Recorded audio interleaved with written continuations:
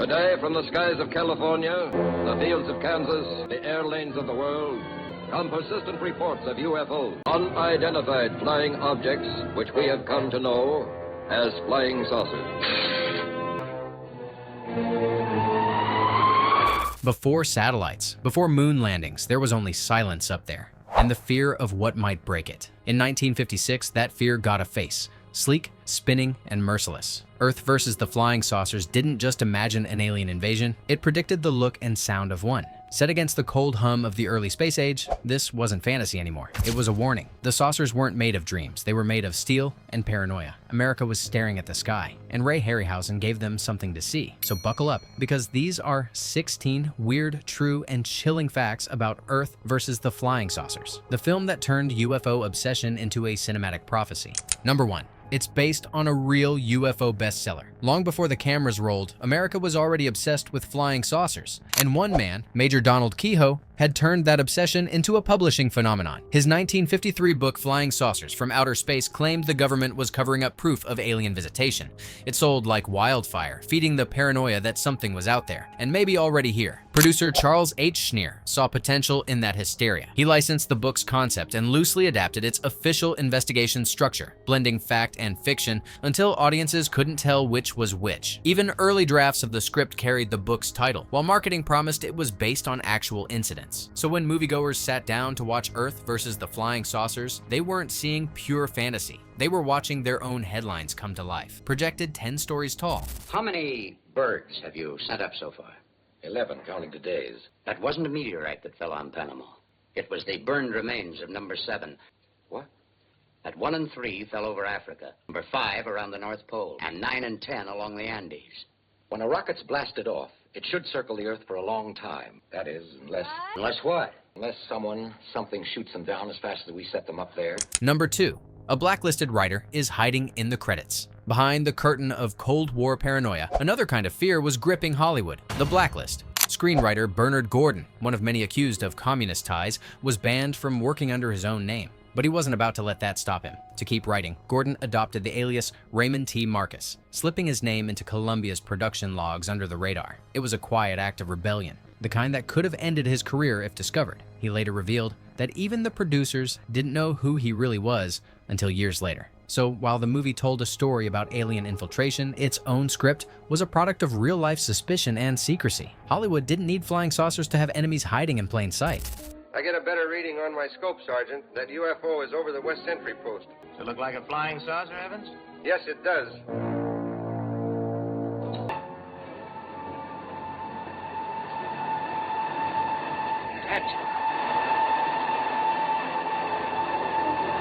Number 3. Harryhausen built a smart saucer. When most sci-fi films of the 50s showed UFOs, they looked like toys, flat plates wobbling on strings. But Ray Harryhausen wanted something that felt alive in its precision. His saucers weren't magical or ghostly, they were mechanical predators, engineered with purpose. He designed each craft with a fixed dome and a rotating slotted rim inspired by gyroscopes and aircraft turbines. The design gave the illusion of thought, like the ships were scanning, calculating, deciding. That subtle realism made every frame feel grounded, even when the effects were pure stop motion. Harryhausen later said he built the saucers to move with cold intelligence. No blinking lights, no alien glow, just silent, deliberate motion. And somehow, that made them far scarier than anything hiding inside. Number 4. He may have consulted a real UFO contactee. According to multiple accounts from studio insiders, Ray Harryhausen didn't dream up his saucers in isolation. During pre-production, he reportedly reached out to George Adamski, one of the era's most famous UFO contactees, who claimed to have met friendly aliens from Venus and photographed their crafts in the California desert. Adamski's supposed scout ship design, a domed disc with 3 landing pods, became widely circulated in tabloids and pulp magazines of the early 1950s. Those images bear a suspicious resemblance to the saucers Harryhausen later animated, down to the curved plating and central dome. Whether it was a direct collaboration or just borrowed inspiration, the link between Adamski's stories and Harryhausen's models blurred the line between pop mythology and movie magic. It was as if Hollywood had taken a UFO sighting and made it move. Who are you? Where are you from? We are the survivors of a disintegrated solar system. At this moment, the remainder of our fleet is circling your globe. Number 5. Dynamation made the impossible believable. By 1956, movie audiences had seen plenty of flying saucers, but none that felt like they actually existed in the same world as the actors. That changed with Harryhausen's secret weapon, Dynamation, his signature stop-motion and live-action compositing process. Instead of layering effects over film like most studios did, Harryhausen split the image into foreground and background plates, animating his models right between them. It let the saucers fly behind trees, in front of soldiers, or slice through city streets, creating a perfect illusion of depth and danger. Shot frame by frame, the process demanded surgical precision, but the payoff was extraordinary. For the first time, an alien invasion didn't look like a trick. It looked like breaking news.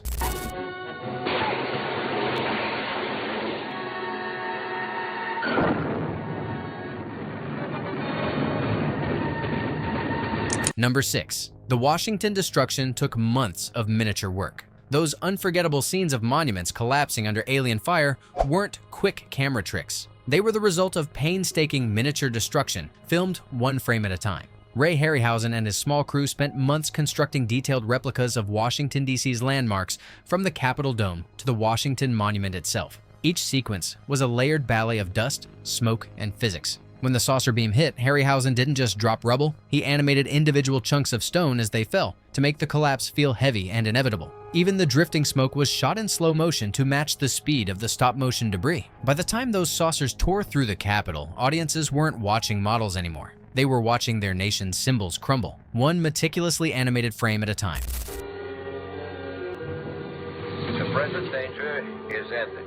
All units report to your commanders for further orders. The present danger is ended. Number 7. Stock footage met the apocalypse.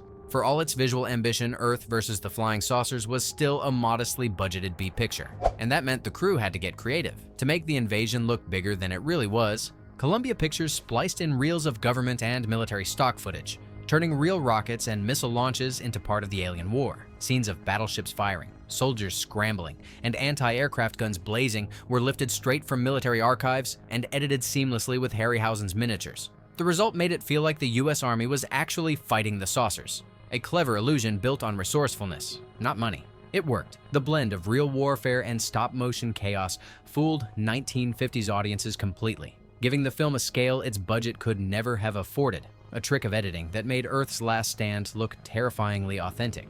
Number 8. Project Skyhook was based on a real experiment. In the movie, the alien encounter begins with scientists working on Project Skyhook, a secret government satellite program that attracts unwanted attention from above. But here's the twist. Project Skyhook was real. It wasn't about spaceships, but about balloons. During the late 1940s and early 50s, the U.S. Navy and Office of Naval Research actually ran Operation Skyhook, launching high-altitude balloons to study cosmic rays in the upper atmosphere. The program's silver balloons were frequently mistaken for UFOs, sparking dozens of real-life flying saucer reports across the country. By weaving that real name into the script, the filmmakers grounded their fiction in frightening plausibility. To 1956 audiences, Project Skyhook wasn't just science fiction. It was a headline they might have already seen in the morning paper. We're halfway through the invasion, and if you've made it this far, you're one of us, the ones who look up when the night sky hums. So, before the next saucer levels the Capitol, hit subscribe. Every week, we uncover the strangest, most overlooked stories from classic Hollywood. The rumors, the legends, the lost reels. Grab your coffee, settle in, and get ready, because the second half of Earth versus the Flying Saucers gets darker, louder, and a whole lot weirder. Number 9. The aliens were voiced by a legend, uncredited. That eerie, echoing alien voice, half machine, half human. We are speaking to you through the translating device above your head. Didn't come from outer space at all. It came from the throat of Paul Frees, one of the most prolific voice actors in Hollywood history. You might not see his name in the credits, but his voice is everywhere. Frees was the man behind Boris Badenov in Rocky and Bullwinkle, the Haunted Mansion narrator for Disney, and countless unseen radio and cartoon roles. For Earth versus the Flying Saucers, he recorded the alien dialogue in a monotone delivery.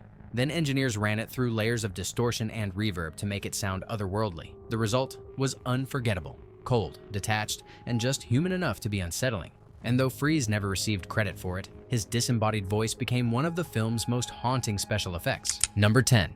The soundtrack was stitched together from other movies. If parts of Earth versus the Flying Saucers sound oddly familiar, that's because they are. Instead of hiring a full orchestra, Columbia Pictures recycled musical cues from earlier sci-fi hits, including It Came From Beneath the Sea and Creature with the Atom Brain. Composer Misha Bakaleynikov, who often served as Columbia's in-house music director, supervised the patchwork, blending old cues with new ones to match Harryhausen's destruction scenes. It was fast, cheap, and surprisingly effective. The result is a score that feels eerily familiar even if you've never seen the movie. A Frankenstein soundtrack, part original, part reused, that somehow gives the invasion its relentless marching heartbeat. Number 11. The film's documentary tone was deliberate. Unlike most monster flicks of its time, Earth vs. the Flying Saucers opens not with a scream, but with a briefing. Reports, headlines, lab tests. The film presents itself like a classified case file rather than a creature feature. That wasn't a mistake. It was part of the plan. Director Fred F. Sears and producer Charles H. Schneer wanted audiences to feel like they were watching evidence,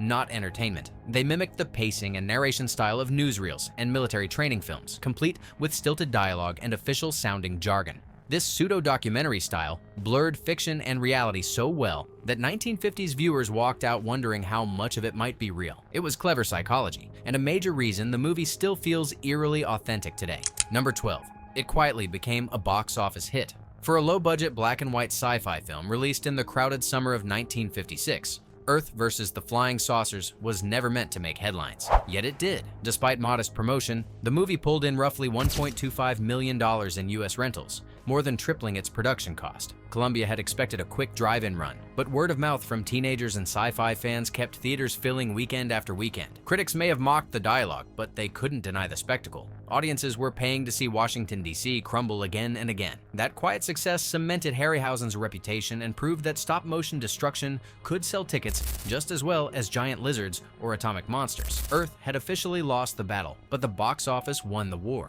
Number 13. It was colorized half a century later, with Harryhausen's blessing. For decades, fans only knew Earth vs. the Flying Saucers in stark black and white, the way it was shot and remembered. But in 2007, Sony released a color special edition, and this time the colors weren't slapped on carelessly. Ray Harryhausen himself supervised and approved the process. Working with colorization pioneer Legend Films, Harryhausen ensured every tone, from the metallic gleam of the saucers to the dull gray of DC's skyline, matched his original lighting notes. He even corrected small compositing errors that had bugged him since 1956. While purists still prefer the moody black and white version, the colorized edition gave new life to a film half a century old, letting a new generation watch the invasion unfold in vivid radioactive hues. Number 14. It inspired decades of UFO destruction on screen. When Earth vs. the Flying Saucers first hit theaters, its imagery was so striking that it instantly rewired how filmmakers imagined alien invasions. The sight of spinning discs, toppling monuments, and cutting through skylines became a template for destruction that echoed through pop culture for decades. Tim Burton's Mars Attacks, 1996, directly parodied the DC annihilation scenes, even recreating some of Harryhausen's camera angles. Films like Independence Day and Battle. Los Angeles carried the same DNA. Cities leveled from above, humanity dwarfed by cold, circular machines. Harryhausen's saucers became the blueprint for every disc from space that followed. Even in an age of CGI, their mechanical spin still feels more menacing than anything rendered in pixels. Number 15. The story was reborn as a comic, from the aliens' point of view. Half a century after its release, Earth vs. the Flying Saucers got a strange new life in the pages of a comic book. In 2008, publisher Blue Water Productions launched a 4-issue miniseries titled Flying Saucers vs. the Earth, part of the official Ray Harryhausen signature series. Instead of retelling the same invasion, the comic flipped the perspective, showing the war from the aliens' side. It painted them not as monsters, but as explorers, watching humanity spiral into paranoia and violence. The result turned a 1950s B-movie into a surprisingly philosophical sci-fi story. For longtime fans, it was surreal to see those iconic saucers rendered in ink and color, a reminder that even half a century later, Harryhausen's spinning discs were still haunting new worlds. Number 16.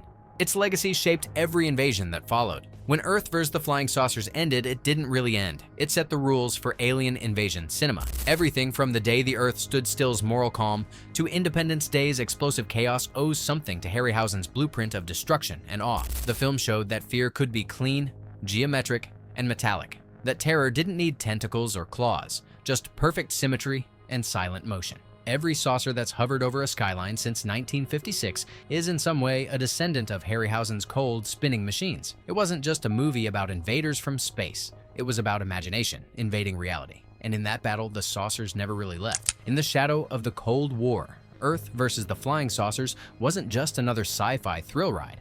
It was a warning dressed as entertainment. Between the military jargon, the newsreel style, and those eerily realistic saucers, the movie captured America's deepest fear, that the next enemy might not come from across the ocean, but from the sky itself. Ray Harryhausen turned that fear into art, one frame, one miniature, one falling monument at a time. What began as a low-budget experiment became a cultural echo that still ripples through every alien invasion we see today. His saucers spun not just on film, but into the collective imagination. So, which fact hit you hardest? The blacklisted writer in the shadows, the real Project Skyhook, or the eerie voice behind the aliens? Drop your pick in the comments and subscribe for more forgotten legends, shocking truths, and untold stories from the golden age of Hollywood sci-fi. The next invasion is already on its way.